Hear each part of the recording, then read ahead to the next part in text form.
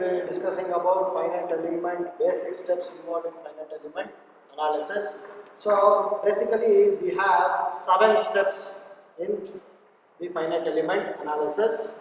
So for deriving any problem from the bar, might be in the bar element, or might be in the beam element, might be in the stress element, or any structure element.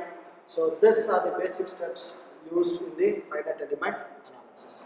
So I'll first list down what are the first basic 7 steps for the finite element analysis. The first one is discretization of the given continuum. And the second one is selection of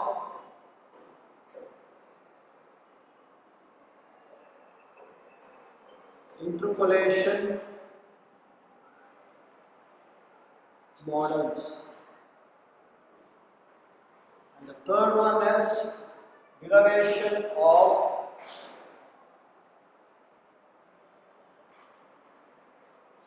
element stiffness matrix. And the fourth one is assembly of algebraic equations. Assembly of algebraic equations. The fifth step is boundary conditions.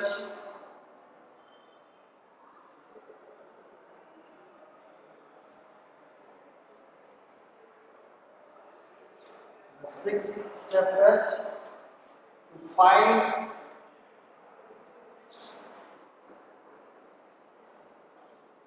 the unknown displacements. And the last step is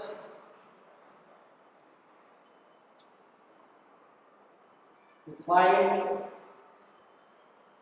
the stress and strain. Find the stress and strain. So these are the 7 basic steps used in finite element analysis. They may combine sometimes they combine the 6th and the 7th step, and you can also use that is to find the unknown displacement as well as the stress and the strain. So first, to know the basic things of the finite element analysis, or basic steps of the finite element analysis, I will explain the steps using a stepped bar problem for the easy understanding. So first step is discretization of the given continuum.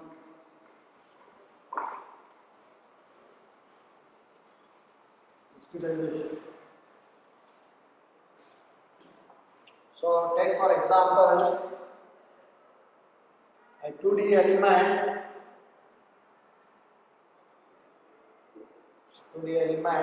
I have to find its displacement when the load is applied.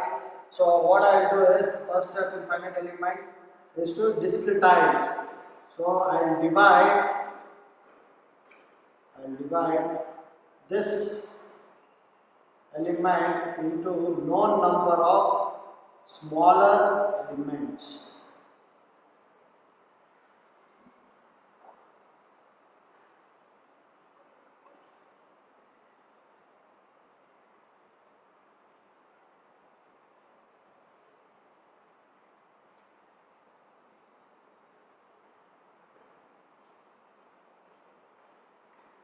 The single one is called as a typical element,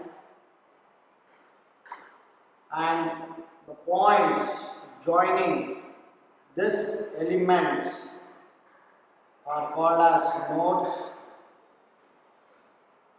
So this is how the discretization process goes on for a 2-dimensional element. So this is a 2D element.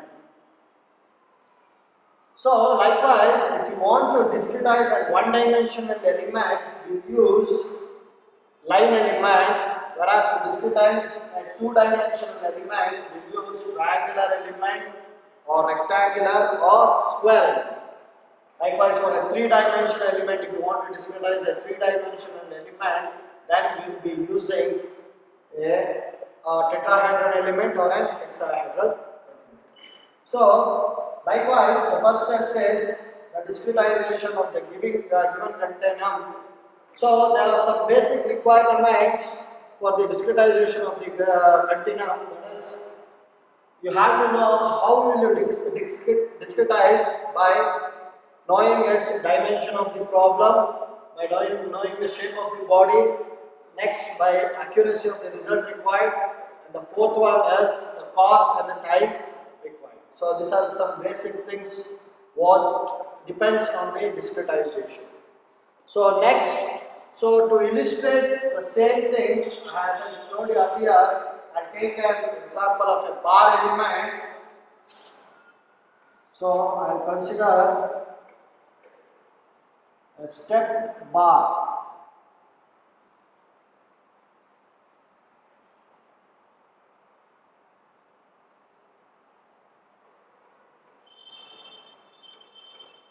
I'll consider a step bar where the load or the force is acting at node 3. That is F. The force F is acting at node 3. So the length of the first element is equal to the length of the second element, that is equal to 1 meter, whereas the area of the element is equal to area of the second element, that is also equal to 1 meter, whereas the Young's modulus is also equal to Young's modulus of the first element, and the second element is also equal to Newton per meter square. So these are the basic things which you have to know to discretize an element. So the first step in the finite element analysis is discretization. So what I will do here is I will divide, since it is a one-dimensional element, I will divide this into two elements and call that as element 1 and element 2, which is consisting of node 1, 2 and 2, 3. Consisting of node 1, 2 and 2, 3. So now considering the force, let us say the force is acting of around 1 Newton. Force is acting around 1 Newton. So this was my first step. Second step, as I said you earlier, is selection of interpolation models. Selection of interpolation models. So the selection of interpolation models basically depends on two types. Two types of interpolation models can be used. The first one is polynomial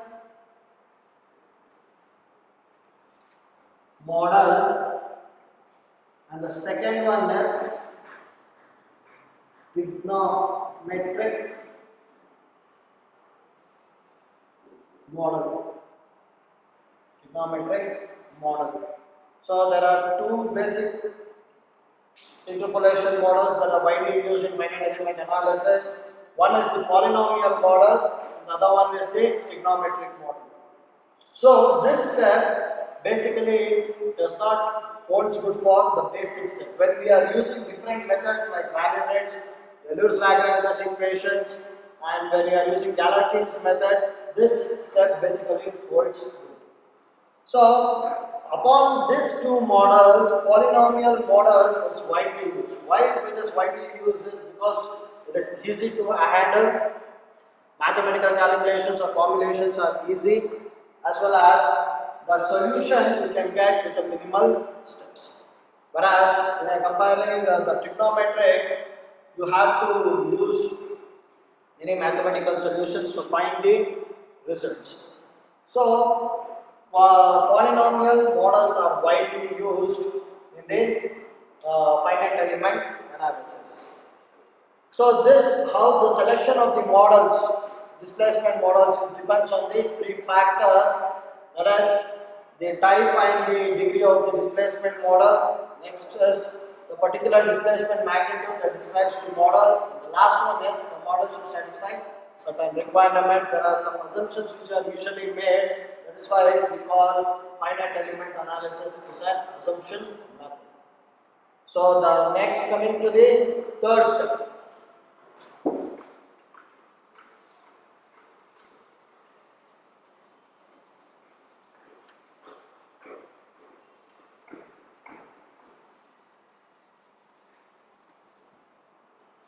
So coming to the third step, the third step is derivation of element stiffness matrix. Element stiffness matrix. So now there are different stiffness matrix for different elements. For bar element it is different, for a beam element it is different, for a truss element it is different. Now since we in our case we have used a bar element, so we will discretize or we use the stiffness matrix of the bar element. So you have an equilibrium equation to know the stiffness matrix, that is K into Q is equal to F. This is the equilibrium equation to find the stiffness matrix or for the assembly equation, where K represents the stiffness matrix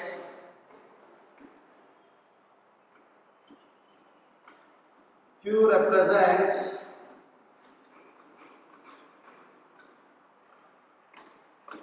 nodal displacement vector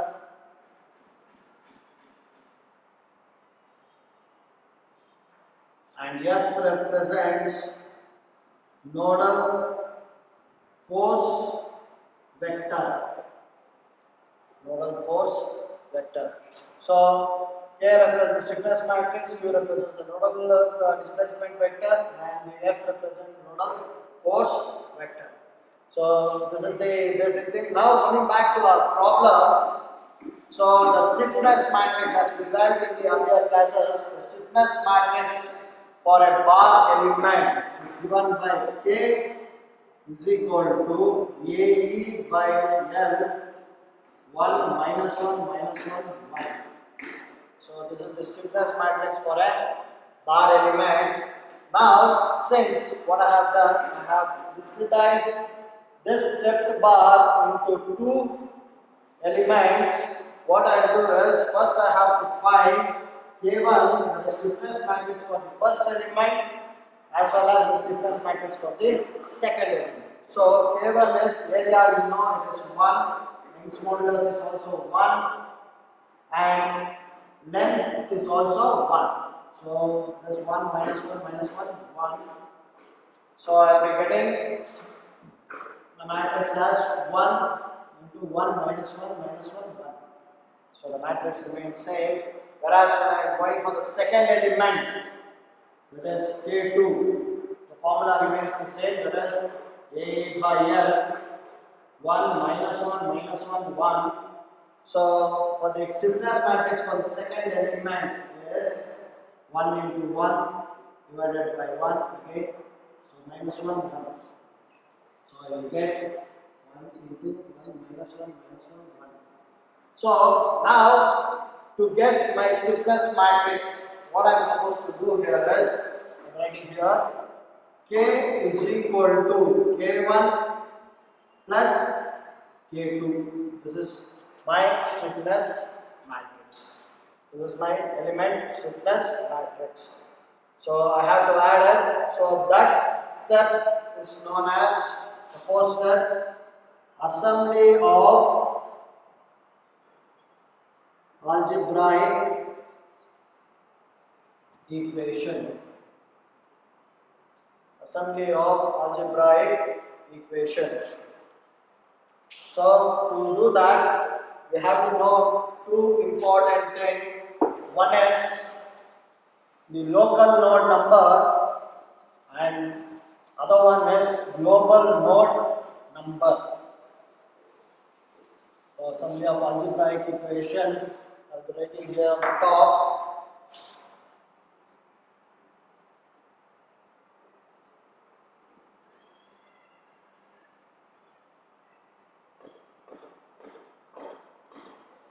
That is, the assembly is K1 is equal to plus K2. So the equilibrium equation for this is also K into Q is equal to F. So I have to assemble this. Before assembling this, I have to know for my problem, given problem, K is equal to K1 plus K2. This is the assembly of algebraic equation. Now coming back to my problem, I have to assemble. So before assembling, I have to know two important parameters. That is the local node number and the other one is global node number. Considering my problem, I write element, that is first element and the second element, local node number. This one is global node number. So I have not given the local node number on the top. I am writing the local node number, that is 1, 2. There is also 1, 2. I have just given, I will tell you what is 1, 2, 1, 2 there. So element 1, the local node numbers are 1 and 2. Yes. Likewise for the element 2, the local node numbers are again 1 and 2. So now comparing for the first element, the global node number given is, the down one is the global node number, so that is 1, 2, whereas for the second element it is given as 2, 3. So now I think you came to know local node number is given for the elements locally. For individual or for the individual element, the node numbering given for the individual element, that is on the top where whichever I have written. So that is called as local node numbers. Whereas the node number given for the entire element, entire continuum or entire element considering the problem is called as global node numbering.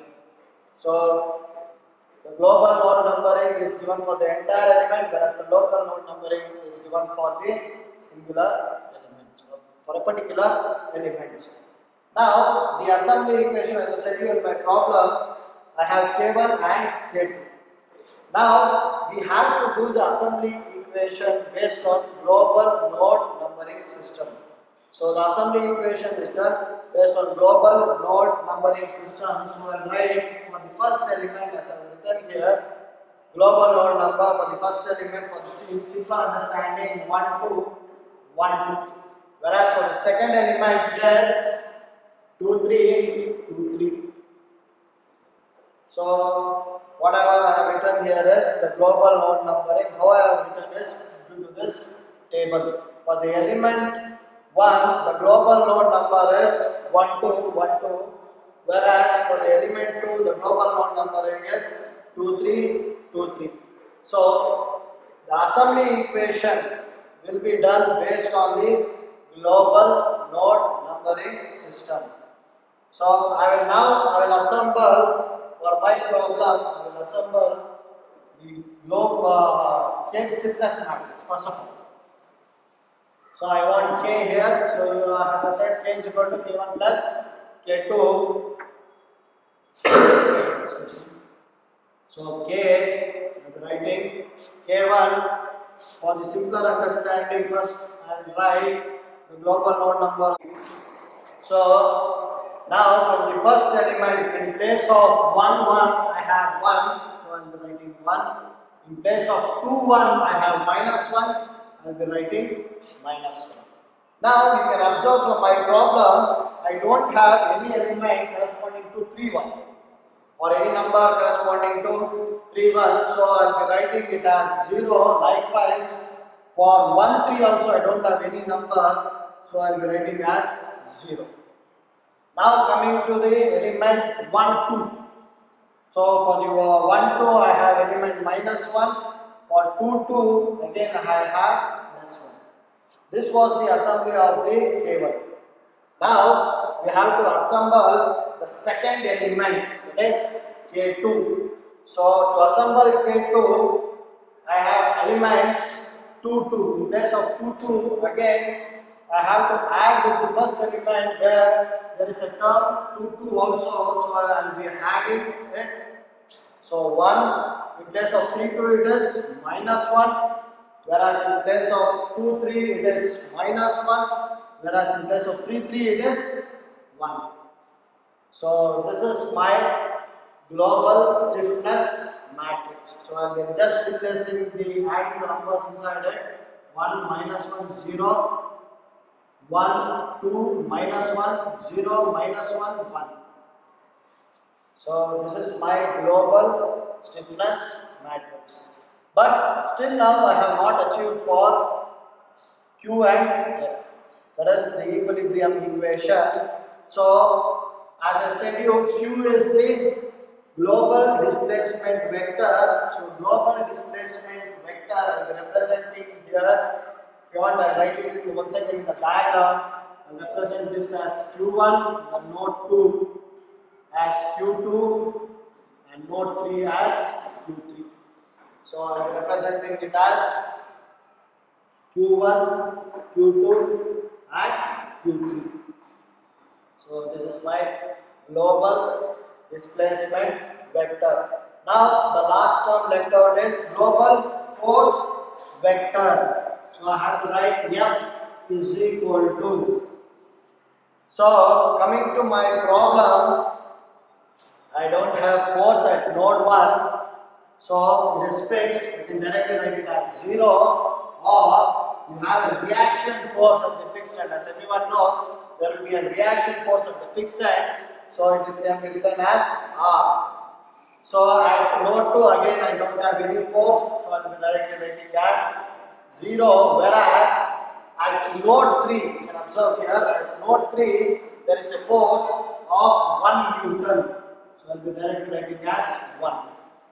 So I will be directly writing it as 1. So I got all my terms, that is K, Q and F for the assembly of algebraic equation or assembly of equilibrium equation. I got all my terms, that is K, Q and F. Now I will assemble it. Assemble it here.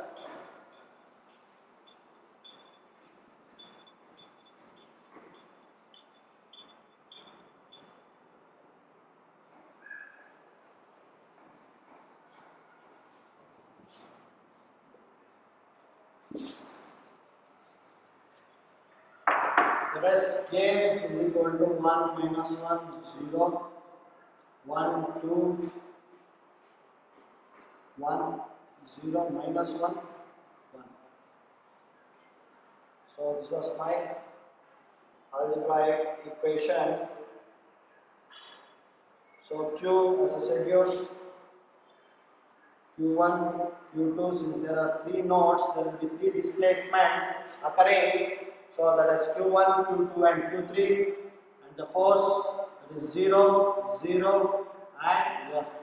So since it will create a tensile force, I have taken it as positive. If the arrow mark which was creating that force before creating the compressive, then I would have taken it as negative. Now this is my algebraic equation. So now coming to my fifth step, that is boundary conditions. The fifth step is boundary conditions. So what you are supposed to do after assembling of this equation, you are supposed to apply the available boundary condition for the given problem. The available boundary condition for the given problem might be applied in three methods. One is, right here, boundary condition.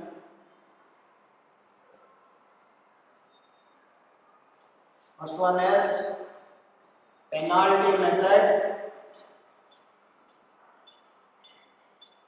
Second one is elimination method. And the third one is multi-constraint.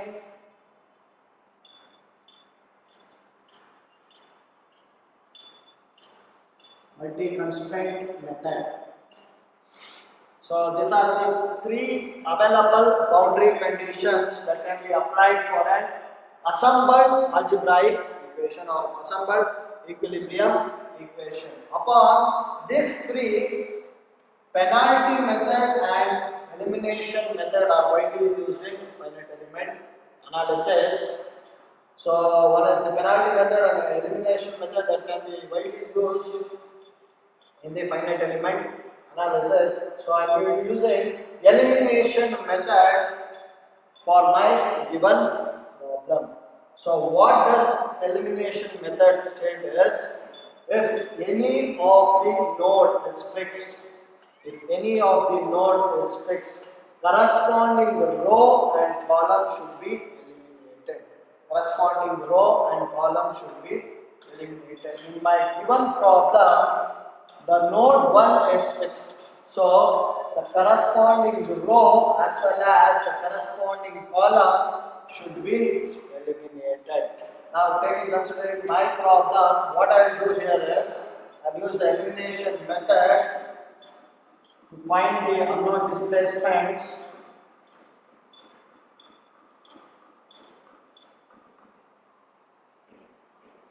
What I will do here is, from the method of elimination method, my node 1 is fixed, hence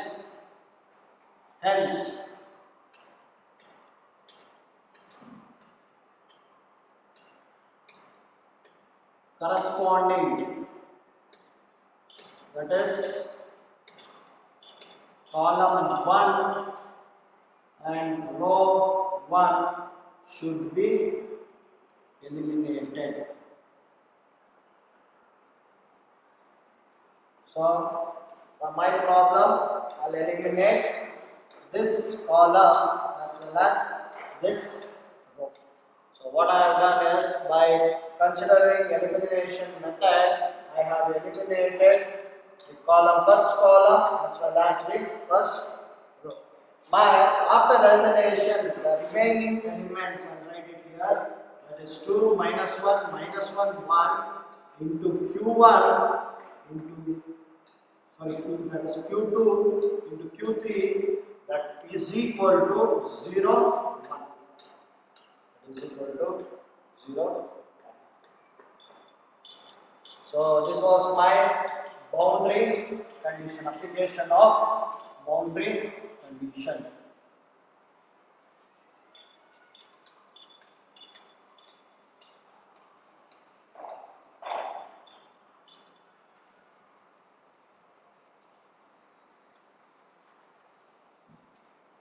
After application of the boundary condition, I have got this, and the sixth step is solution to unknown displacement, or to find the unknown displacement.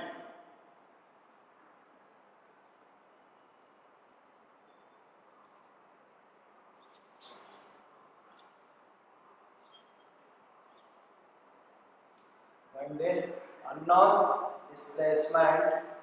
So the algebra, the seventh step is to find the unknown, or sixth step is to find the unknown displacement. Simultaneous equation obtained are solved for the finding the unknown displacement. So usually, if you use penalty method, you will get the nodes the displacement at node 1 also, which can be neglected or which is very small, which cannot be used, so which can be neglected, and due to that force we will get a reaction here at the fixed end. So now in my problem I'll solve using this, that is 2 into Q2 minus Q3 is equal to 0 minus Q2 plus Q3 is equal to 1. So you know the solvation of the simultaneous equation and directly eliminate this. So we will get Q2 is equal to 1 by substituting to any of this equation. Substituting to any of this equation, I'll get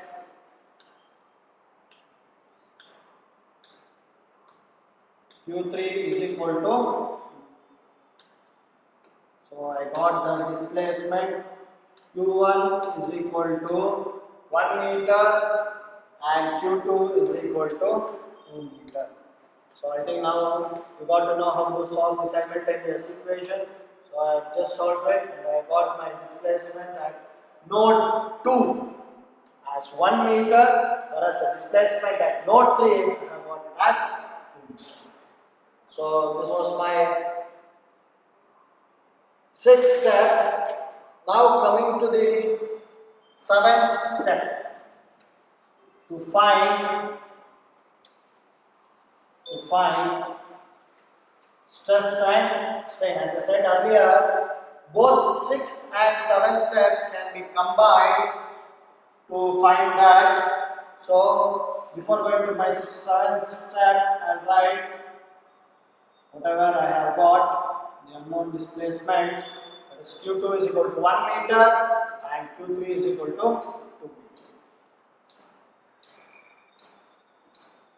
So before going to the 7th step, as I said earlier, it can be combined with this step earlier which was available, that is to find the unknown displacement. So next, to find the stress and strain. To find the stress and strain. So for an, in general, to find the strain for an each element, to find the strain for an each element, it is given as E is equal to Uj minus Ui divided by Le. That is for an each element, to find the stress, you have the formula Uj minus Ui divided by Le. And you know how to find the stress, that is nothing but Young's modulus into strain. Young's modulus into strain. This is the formula. Now coming back to my problem to solve to find the stress and strain, I have a formula to strain at the first element. Strain at the first element, because I have discretized it into 2 elements. Strain at the first element, that is nothing but Q2 minus Q1 divided by L1. So Q2 you know it is 1. So Q1 is 0, L is 1. So you have 1.